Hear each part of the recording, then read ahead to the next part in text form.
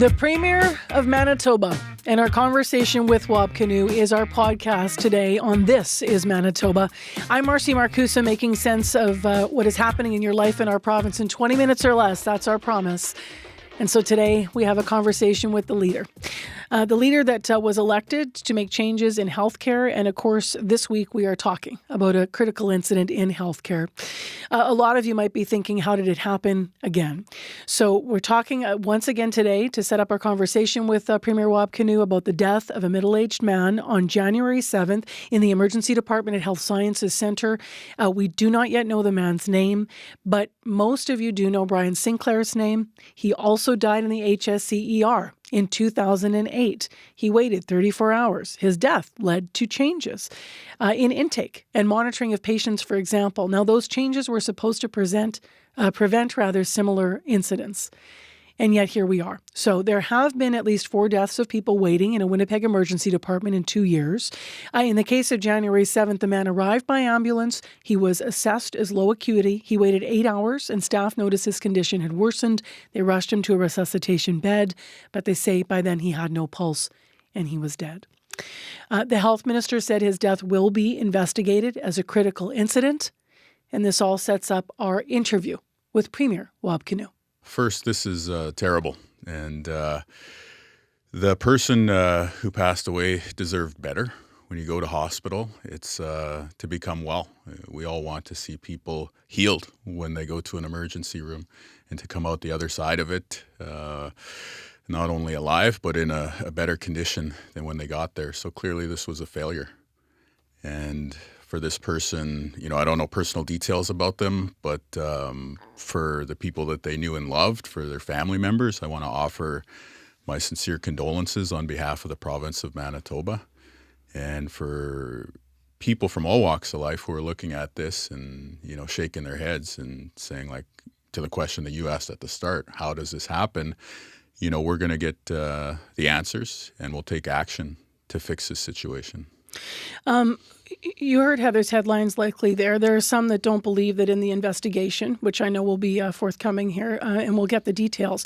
But there are some that are questioning whether or not factors like race or socioeconomic status specifically will be examined in the critical incident review. Can you make sure that that does happen so we have a holistic understanding of what went on here? Yeah, I don't know the person's identity and their cultural background to say whether that is something that needs to be looked at. But if it does need to be looked at, if it is relevant, then we will.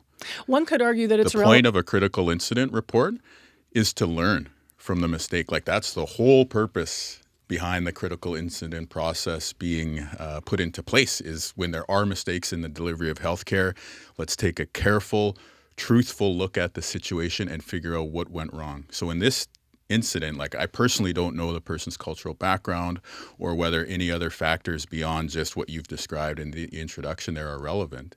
But we would ask the people carrying out this review to consider whether factors like that are important, because if that's relevant to improving healthcare, then that is something that we need to look at. We only can make improvements to healthcare if we're looking at it in a straight up and truthful way. Obviously, in Brian Sinclair's case, he's an Indigenous man, that became extremely important. But other factors, socioeconomic factors, could come into play here because, as you know, the ERs right now have a lot of people that are struggling with homelessness and houselessness. I want to ask you about that. Yeah. What is your sense and concern about the fact that, as we heard from the head of HSC this week, that at the time, even on Tuesday, with 100 people in the waiting room at some point, he had said that there were likely people there sheltering from the cold weather. And I mean, Marion Willis at Street Links in St. Boniface said, hospitals have been expected to provide a service that normally is provided by shelter services. Her quote is, that's not fair for the health providers, but also for obviously patients who are looking for shelter. What needs to change here? So early next week, we're going to go out with the public announcement around the homelessness strategy, right? This is something that we've been working on since the election, about moving people out of camps and into homes, moving people out of bus shelters and tents and into housing. And that is a significant part of this, because when you look at why are people who are unsheltered going to emergency rooms, you have a decades-long failure to deal with the deinstitutionalization of mental health services and not having that replaced by anything in terms of how do we reach people who are struggling, combined with the lack of social housing under the previous government. There's just nothing built in terms of social housing. So what we've done now is we've strung together the different pieces in the chain that are needed to get somebody off of the street and into dignified living conditions with the supports around them to be able to succeed. And so we'll be moving forward with that. And again, this is going to be a years-long process, but it's important that we start now. And this incident, I think, highlighting the pressures on the emergency room, which part of that is the healthcare system, but part of it is also what we would call the social determinants of health. And housing is a huge, huge social determinant of health. So we need to focus on that. I'm going to stay here because we naturally went here. So I do have two quick questions about the wraparound services that you're promising. You said an announcement next week. And then we're going to move back to some specific questions about the ER incident. But I want to ask you around the wraparound supports. Yeah. We've done some reporting. It can cost $50,000 per year for a client to have those supports in place. Have you budgeted for that? Yeah. Yeah, this is all in the budget. And what about the thing that takes time is not the question of resources or money. The thing that takes time is getting the actual people together, the human resources that are going to go out and talk to people in the tents, the mental health support workers, the addiction services, the housing units. Standing up a new unit of housing, even if you're taking something that's an existing building and just renovating it to get ready to move somebody into. These are the things that take time, and this is why it's taken us since the election to be able to get into a position to start moving ahead with a comprehensive plan on homelessness. What about shelter downtown? I mean, beyond there's housing, but then there's also just needing shelter. Right. People going in from cold, as Dr. Young said, and needing the shelter. And we just had the library space for people downtown. The library closed. The mayor was here, and he said, we don't believe it's our jurisdiction. The province should be doing something downtown for shelters. What will you do for people? Cities across Canada provide services like that. So I think we really need everybody to step up here.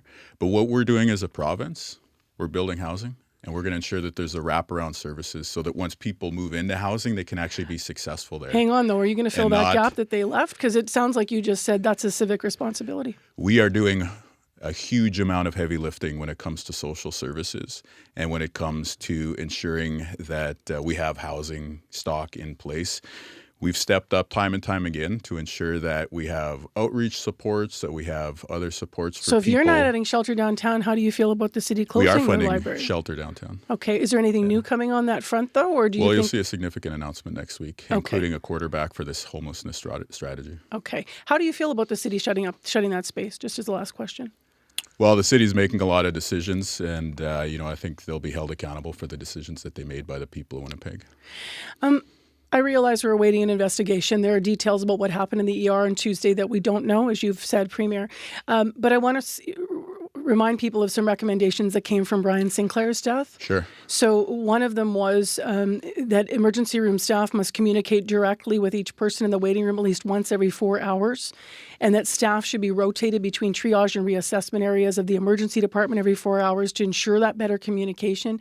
Do we know if those measures are still happening when it comes to monitoring patients that are sitting there in the HSC ER, or has understaffing allowed those measures to slide?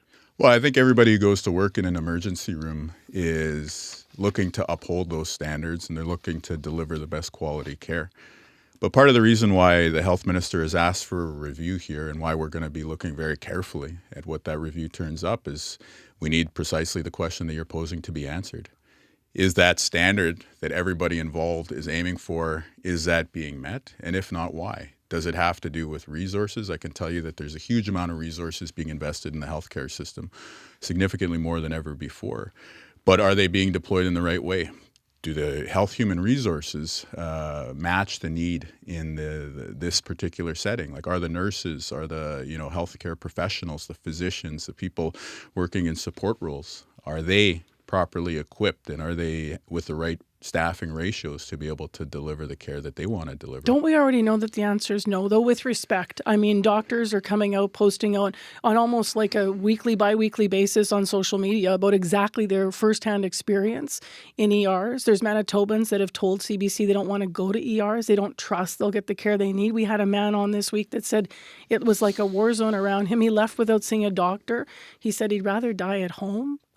Why do you think the Manitobans should continue to trust the system? Because we have excellent people working on the front lines. And the role of our provincial government is to ensure that those on the front lines who keep showing up have the resources that they need to do this great calling that they've stood up to answer. I think there's a lot of issues in the healthcare system that we need to look at, particularly at the upper echelons of the bureaucracy.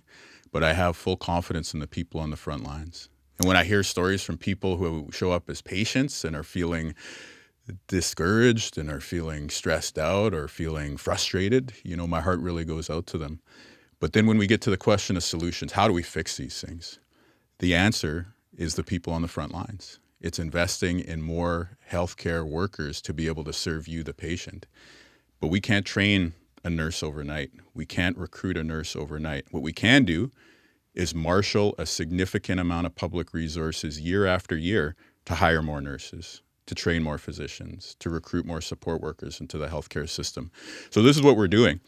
We've shown the results in 1 year, 1,000 more healthcare workers coming to the front lines since we brought in the budget last year. But if we need to correct course along the way and say, of those 1,000 workers, more need to go to the ER as opposed to the medicine wards, then we'll do that. But here's the thing. Shouldn't you know everything that already? In the healthcare system is interconnected, right? So if we want to address the issue in the ER, we actually need to ensure that there are those healthcare resources in the medicine wards, that there are those healthcare resources in the personal care home, that there are the home care resources out in the community. And what I'm saying in response to the question that I think you're formulating right now is we have a consistent plan, a comprehensive approach to staffing up the healthcare system that we're implementing. But when you have a situation like the one that we're talking about on here Tuesday, this morning, if that's a wake-up call, calling resources to a specific area of the healthcare system, then I'm telling you that we're going to be flexible and responsive, and we will course correct to ensure that we're addressing the needs that are highlighted there. And I appreciate that you addressed and answered my question. My next question was whether or not you can point to one improvement in emergency care in the past year that has happened. And if not... Yeah, we could point to a lot. I would say that 24/7 discharge planning with allied health professionals, more medicine beds across the system, which allows people to move out of the ER into the actual part of the hospital where they need to get care. And of course, the staffing levels have improved significantly since we've taken office. But the challenge that we're facing is a generational challenge around meeting the right level of emergency care in our province to meet the needs of the population that has been further exacerbated by the fact that Heather Stephenson and Brian Pallister closed emergency rooms. And so the beds that we need and the emergency room access points that we need to be able to meet the needs of the population are not just behind a demographic shift or a change in the way that Manitobans access healthcare. It was always made worse by the decisions of the previous government. So we are digging out of a hole that has been created by multiple factors.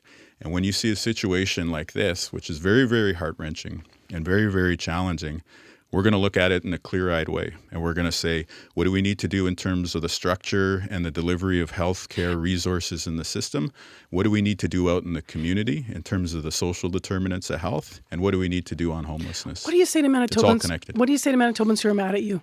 They don't want to hear the politics. They don't want to hear how this, about the past things. They feel like you ran on healthcare and fixing healthcare. They're in the ER. We said throughout the election that upset. This was going to take years to fix. And that was true.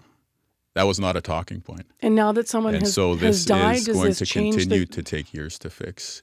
Now that someone has died, I am very, very sorry that this human tragedy has taken place, and it only strengthens our resolve to improve healthcare for all Manitobans. I appreciate you taking all the questions on this topic, Premier. Yeah. With our last few minutes, I will move to North Dakota, as we said we would. Been a big news politically this week, lots of political news. So you were down there talking to the new governor. You talked to the governor of Wisconsin, and the outgoing U.S. ambassador was here Monday. Do you think that they will push back against Trump's proposed tariffs should they materialize on January 20th? Yeah, I think that across the board, again, I don't want to say specific details about private conversations, but we've heard across the board, both sides of the aisle, that people recognize the importance of trade with Manitoba and trade with Canada. And so there's not a voice out there that we've spoken to that's calling for the tariffs. And so we're just going to continue working on strengthening those relationships. One, to hopefully ensure that there's more business opportunities to come to protect our jobs here.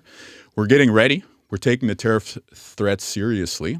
So on the economic side, we're finding ways to roll out after January 20th, if tariffs are put into place. How do we support your jobs? How are we going to support the economy here in Manitoba and ensure that there are not just the external facing efforts that we're making, but also the things that we need to do here at home to grow our economy? You meet with Justin Trudeau next week with the other premiers. Do you want him to stay out of the way? He has an important role to play because he's going to be the guy on January 20th. And so whatever retaliatory measures, domestic support measures, engagement with the U.S. federal government that needs to happen, it does need to happen with the Prime Minister in place. So there's going to be a change in government at the federal level. We all know that. There's going to be a general election later this year. But those processes are going to take months. And the reality is we need to hit the ground running right now. And so myself, the other premiers, we're engaging at the bilateral level, meaning with our counterparts. We met with senators and others this week as well, too. We'll continue that work. The federal government has a role to play, and we expect them to continue to serve Canadians in spite of whatever chaos is going out there. But what I would say as a note of reassurance to Manitobans is that we as premiers, myself as your premier, are stepping up to ensure that your jobs are being protected. And this is something that is our top priority right now. That is Wab Kinew, the Premier of Manitoba. And by the way, we talk to him every month on our morning show on CBC. And so every month here on our podcast, you're at least going to get those conversations with him as well as with other leaders in Manitoba. I am Marcy Marcusa, and that's this edition of This is Manitoba. Don't forget to like and share.